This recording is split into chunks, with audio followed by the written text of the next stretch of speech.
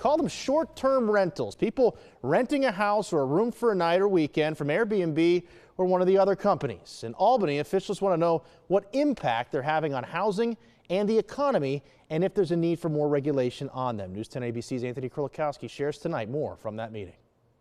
Housing in the city of Albany has been a point of concern for city leaders and their neighbors. Over 50 people coming out tonight to talk about short-term housing, centering around one question. What do you think a successful short-term policy or program looks like for the city of Albany?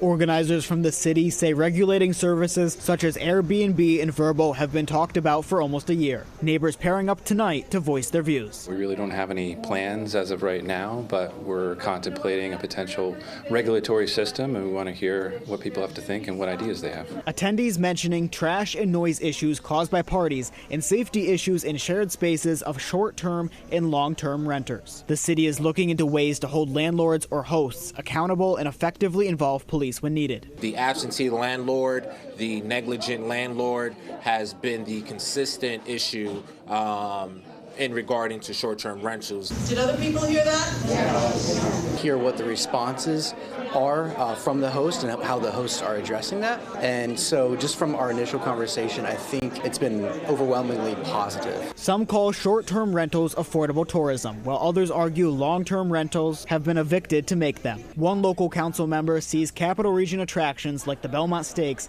and local events like the New York State Black Latino Caucus a reasonable way to bring and keep revenue in Albany. Right there by the Capitol, anyone who is operating an Airbnb is getting money. They're going to see profit that weekend because you have individuals who are professionals who are looking for a place to stay that is clean, that is safe, and that's also convenient for them to go and come. When it comes to a lack of affordable housing, an owner of 4 Albany Airbnbs says that the issue is not quite people like him. Instead, he blames the declining of new home construction during COVID. We've been playing catch up. You add the rates, you add the price increase to everything. It's no wonder we're in the housing situation we are. It wasn't created by Airbnb, it was created by bad policies during COVID.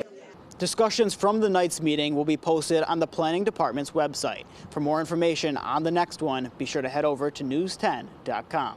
Reporting in Albany, Anthony Kurlikowski, News 10 ABC. All right, Anthony.